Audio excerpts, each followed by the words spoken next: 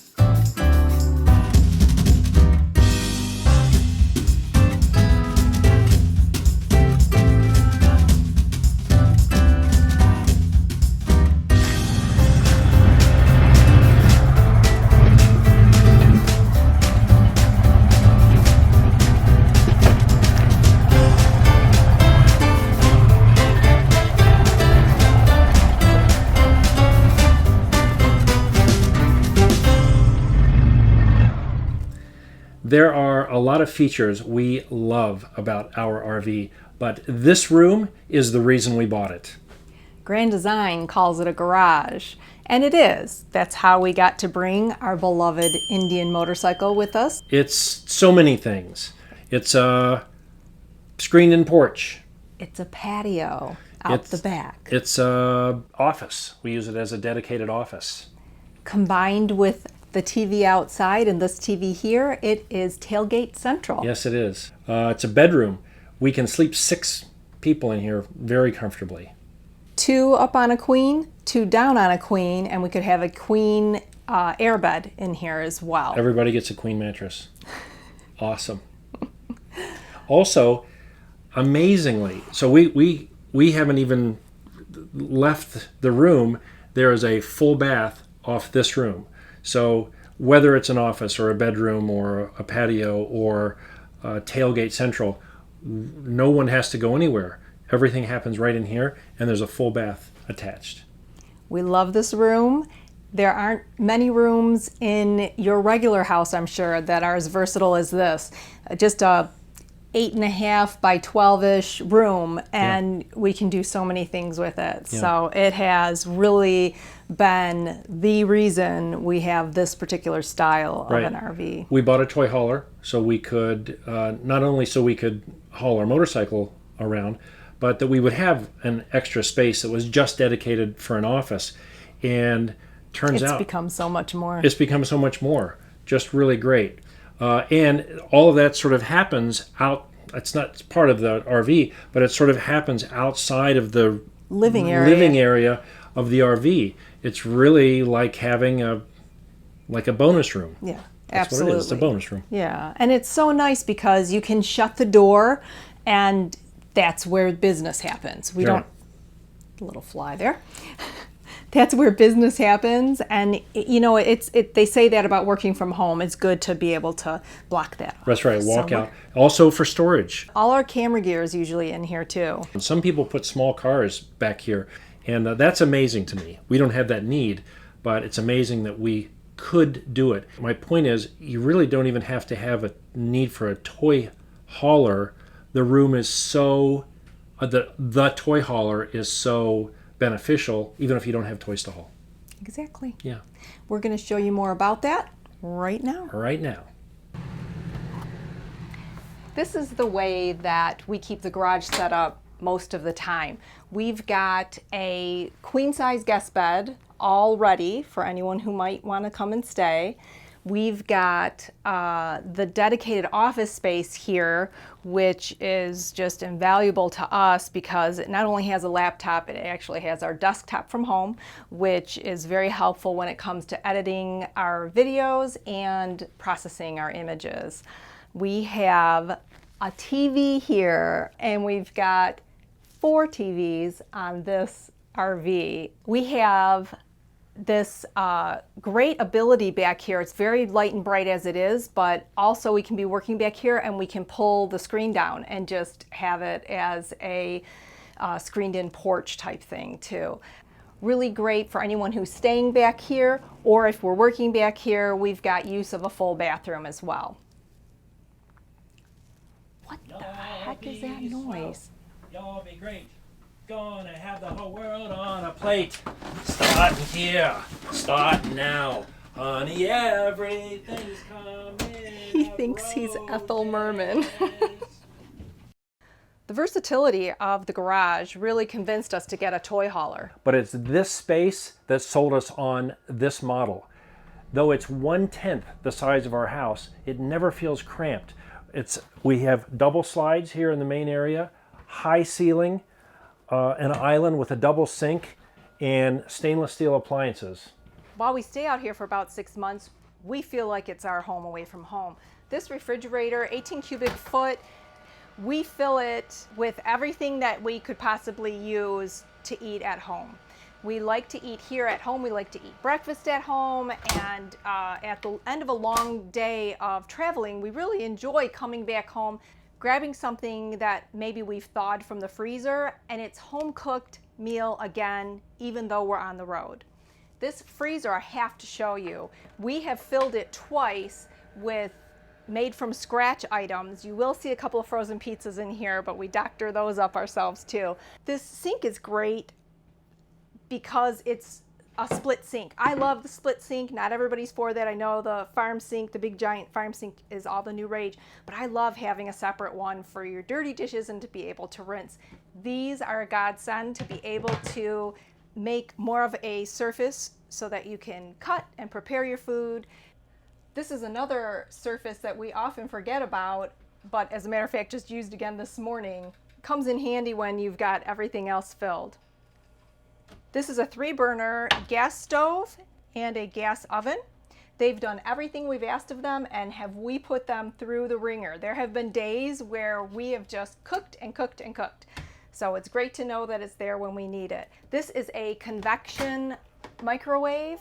I don't know a lot about convection cooking yet, but I'm willing to learn. So send me any tips you have in the comments below this video. I would love to find a little more uses for it. I have managed cookies, which get very nice and crisp on both the top and bottom and nice and soft in the middle, but I'm sure there's more I can be doing with it. This oven, I just wanted to point out, it's fairly small, but just be flexible and you'll find that it'll do everything you ask of it. We cooked Easter ham in it, we've cooked lasagna, we've had some big meals out of that. Our pantry, I know everybody's interested in how much storage you have. This is our pantry and we pack it full. It's pretty deep. We think it's substantial. We've got canned food, we've got drinks, we've got our coffee maker. Way up here, there's quite a big space. Very versatile. People would use that for a lot of different things. We looked at a couple configurations for this seating and living area. There is a 5-place couch or a 2-place love seat and a 4-place dinette. Jackie and I much prefer being able to sit down across from one another and eat as opposed to sitting on a couch staring at a television. We've had 4 people around this table and it's a little tight, but it works just great. Depending on your needs, this is either a loft bed or a very large storage area. Great storage area for us. One day likely to be a great hangout, a great loft area for our grandkids. Probably the greatest sleeper accessory in this entire RV. It's meant to give a homey feel, but it turns out that it really does kick out some tremendous heat. And there have been a lot of mornings when we've been in cold areas, the UP of Michigan, or we've been traveling through the winter, where this is what substantially heats up the main living area in the morning. We just come out and it is instant heat. You can have heat and no fireplace, or as it is right now, it's 102 degrees outside here in Phoenix right now. There's no heat coming out of this, but you can just have this nice little fire effect. Or the effect, there's something about it when it's very, very cold. We've been in the negative teens in this rig, and there is something about having the normal heat on, the propane furnace that we have, and having this on, kicking out the heat, it really, really can stay very warm in here. Add to that the heated seats, and it's just terrific. Really comfortable, no matter what the temperature is. Now today it's 102, and we have 3 air conditionings in this unit. One for the garage, one for the main area, and one for the front bedroom. And they are all 3 working at pretty much max capacity to keep it in the low 80s. That's about as low as we can get it in here today, but incredibly comfortable compared to the desert outside. Honey, did you fall asleep on the job again? Well, hello. I'm going to show you the cupboards real quick. We have all of our dishes in here and a few of our icy cold thermos cups, which have just been great. We have this little rivalry going between State and Ohio State. State and Ohio State. Right, the other one should be higher. State and Ohio Not State. the green one. Over here, we have what we believe is a wine rack. It's some kind of a floating shelf thing, and we've never found out what it actually is. If any of you Grand Design owners happen to have one and would let us know in the comments below, we would love to know what this is and how to really use it, although it works just fine for wine, our sound equipment, and a rather too ripe banana. Over here we have lots of mugs. We have mugs from almost every place that we've ever stayed. We have this Hope, Arkansas one was the very first place we ever stayed in this RV, or any RV for that matter. It was really great. But that's what we've decided to do, was kind of commemorate the places we've been by picking up a mug. We have found out since then that we have stopped too many places to have a mug for every place we've been. Over here, if you watched our dumping episode, and if you haven't, please do. We have the whole convenience center. We have a radio that we can put a DVD into, and we can play that either out here or in the garage, which is great. We have the radio, which has speakers inside, outside, and in the garage. Awning controls here, awning controls under here. The lighting in this place is amazing. There is a light for every possible little area, so it really does help brighten it up, even if you're having a dull day outside, which we've had plenty of days where it has just poured rain on us. Our lovely blanket that we can't do without, gotta have that, makes us feel like home. And these we'll show you when we get in the bathroom. This cupboard opens up to the bathroom as well, so it's pretty handy to have that extra space for the bathroom as well. A shout out to all our family and friends. We have so many items on this RV that reminds us of them and keeps them close in heart when we are not close miles wise. Silverware that's my mom's, dishes from my daughter that she wasn't using at college anymore, the blanket from our daughter and son, the fun drink glasses from Craig's brother. All of those things help us feel close to the people that we might miss on a day-to-day basis, and makes us feel their love even when we're not close to them. I know it's sappy, but it's true. One critical component that makes a house a home is the junk drawer. We have one. In fact, our house is so much a home, we have 2 of them. One thing we love about the island is that it's an island and we don't have to be facing the rear wall with a sink. We love to be able to have guests and talk out into the room. This, just like your house at home, this is really a gathering place. I mean, there's not a lot of places you can go anyway, but between the island and the dinette and the love seat, you can really have a nice hangout here, a nice party, get together with friends and family. So Jackie mentioned the convenience center, cleverly disguised in the cabinetry of the kitchen. Down here, also so very cleverly disguised, is the circuit panel. There have been a couple of occasions, a number of occasions, when we've had some electrical challenges and have gone through a troubleshooting process, sometimes when the weather's bad outside. Very convenient to just be able to come into the main area of the RV, open this, and do some electrical troubleshooting. There's a lot you can learn between the convenience center and the fuse pants, the fuse box. Did I say fuse pants? Our whole rig is wired for cable.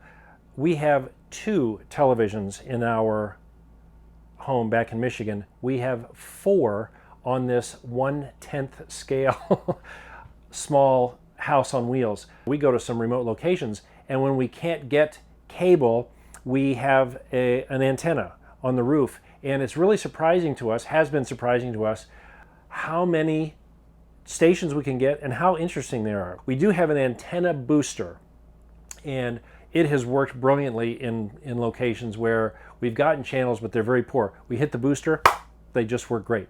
So here's where the antenna booster is. Right there. Right above our fireplace in this hidden compartment. We searched for weeks to find where that was.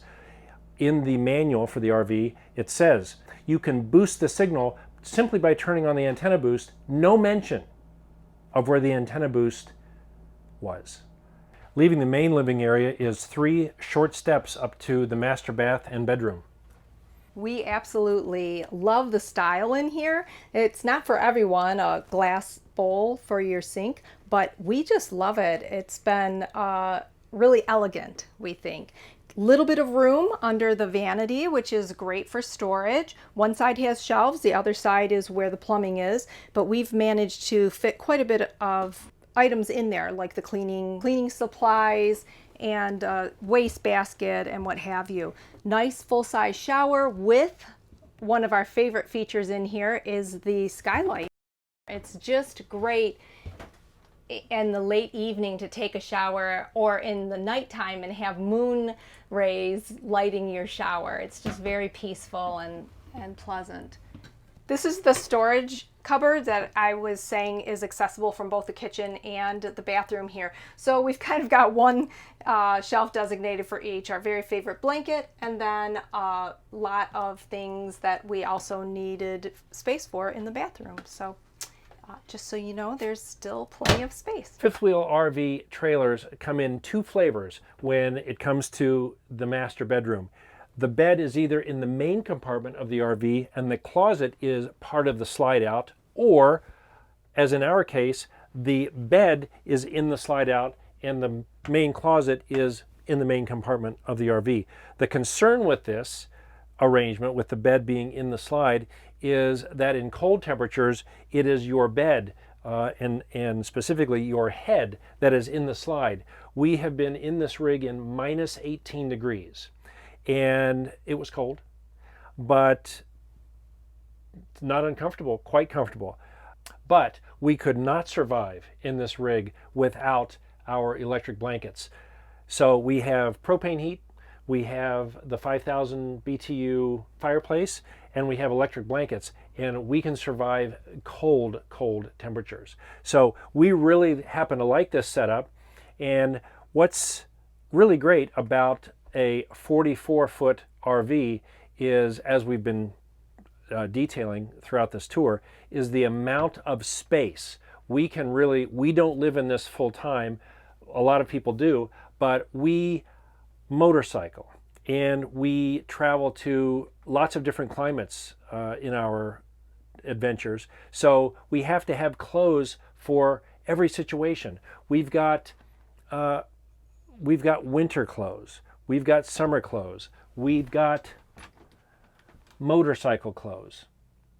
And this main closet, I'm not going to show you, it's back in the corner. We could have in this closet a miniature washer and dryer. It's plumbed for that.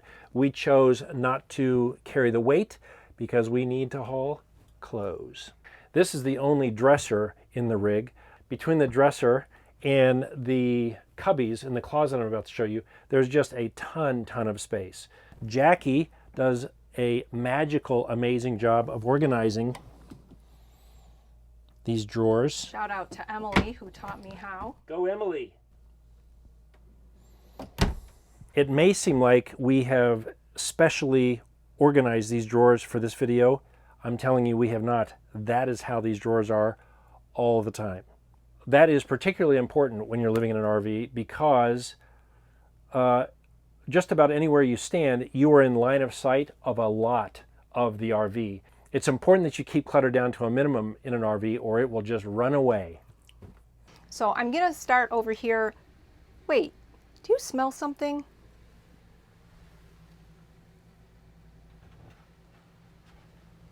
What?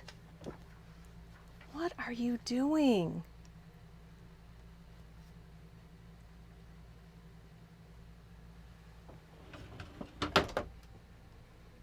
Well, I guess I will give you a tour of that closet later. Well, guys, do you think it's safe? I don't know. Tour of the master closet. Oh, look at that. We have 1, 2, 3, 4, 5, 6 giant cubbies back here. And while I'll admit it's kind of hard to get to the one in the back, I did take my clothes out of this rack here, full disclosure, just so that I could show you what's behind it. We have, very organized again, pajamas, t-shirts, jeans, heavy pants for the cold weather, sweatshirts, some workout clothes, long sleeve t-shirts, etc. We've got hiking boots, sneakers, cowboy boots, because you just never know when you'll need cowboy boots. Motorcycle boots, more hiking boots, snow boots, lots of warm hats and gloves and scarves and everything you can imagine. This really does give us so much room, and it's been really difficult for us to decide what to bring, but over the last few years we've figured out you bring a little bit of everything because we just don't know. Morning we could end up in one climate and by evening we're in another. It's been great to have enough storage to be able to accommodate all the climates that we're going to be going through. This top shelf, we just threw some of our flip-floppy sandally shoes up here, and we even have dress shoes and some dress clothes because we also shoot business events while we're out and about, so we needed to have some of those types of things also. So that's what it looks like, and then I'll show you real quick. I've just got these to put back on if I can do it all in one fell swoop.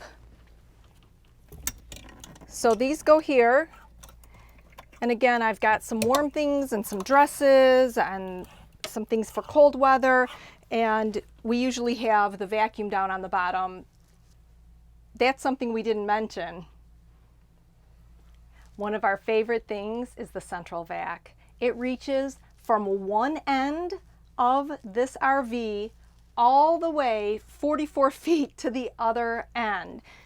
The central vac is in the center, but we can reach all the way to the end of the garage and vacuum up anything that might be in there from running the motorcycle in and out, or a lot of times we use that back door in the garage as an entrance for like a wet room, so that, or a mud room, so that we can take all of our wet, muddy stuff off there. So that room has a rubber floor. It does sometimes get a little more of the dirt than the rest of the RV. This bed lifts and there is a full cavern under it of storage.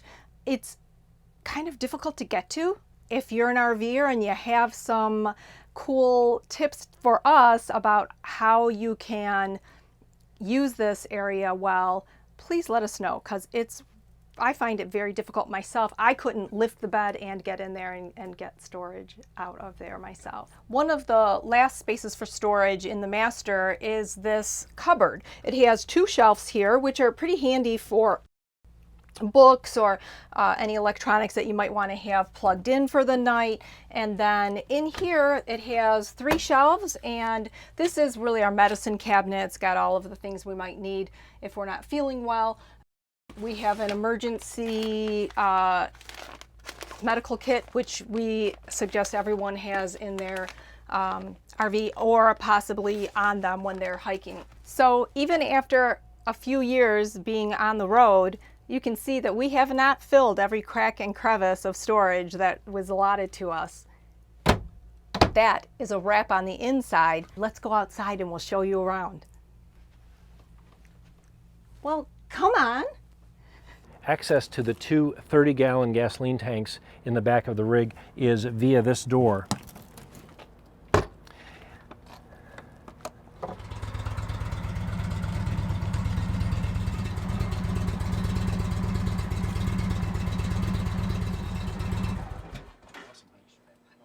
Not only do we save the convenience of not having to run to the gas station often, but we can get relatively inexpensive gas on the road and tanker it, carry it around with us.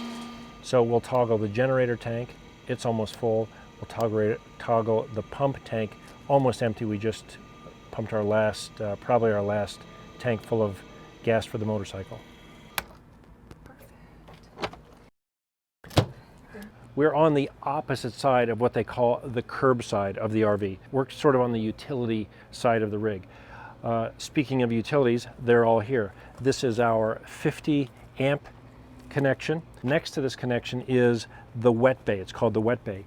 All of the water distribution for the rig is managed right here. And this Nautilus system, really, really handy because you don't have to understand the valve, where everything is coming from and going to. It's just color coded. All you have to do is read what it is that you're trying to accomplish, fill the tank, dry camping, city water, winterize, sanitize, just put the colors where they belong and you're set. Next to the wet bay is the basement. Always seemed odd that this was called a basement in an RV. It's the basement. Ours is a full pass-through basement, so it goes, you can't see because we have lots of basement items in it, but it goes all the way through to the other side. When this is empty, it is massive. The volume of gear you can fit in this basement is incredible. Now, something you have to consider is weight distribution. You can put a lot of weight in here, and that could adversely affect the tongue weight on your vehicle. So it's kind of literally a balancing act between the front, middle, and rear of this rig. We do keep tools in here, except when we're on the road, and we take the toolbox out and put it in the back of the rig. That helps take some of the tongue weight off. So that's just a consideration. Point is, we have all of those things for the rig and still a lot of space left. We could be more efficient with how we use this, but we know where everything goes, and really easy for us to, when it's not packed so tightly, to get things in and out. Really the deep dive, all of the electrical wiring. You can imagine the backside of this water distribution unit is complex. This is our hot water heater, and the inside of that is all behind these walls in the basement. This is just the user-friendly outside. The unuser-friendly inside is behind these walls. This is the other side of the pass-through basement. It's a pass-through, comes all the way to the other side. We keep tools, batteries, brooms, more tools. These awnings, especially here in the desert of Phoenix, have been really a godsend this year in particular. We happen to be facing east, and when the morning sun comes up by 9 o'clock, it's 85, 90 degrees. And so we run these awnings out every morning, and it has such an incredible impact on the temperature inside the rig. When we have them out versus when they're in, I don't know what the temperature difference is, but it's night and day. They're also great to hang out under at night, and we said that we have 4 televisions on this rig, 3 inside and 1 outside. This is really a great place for tailgating, and it's a great place to hang out at night, which we'll probably do when we turn this camera off. Turtles. Thanks for touring our home on wheels with us today. Don't forget to share, like, and subscribe to our channel. And come on back next week for something new. Bye, Bye-bye. guys. Bye-bye.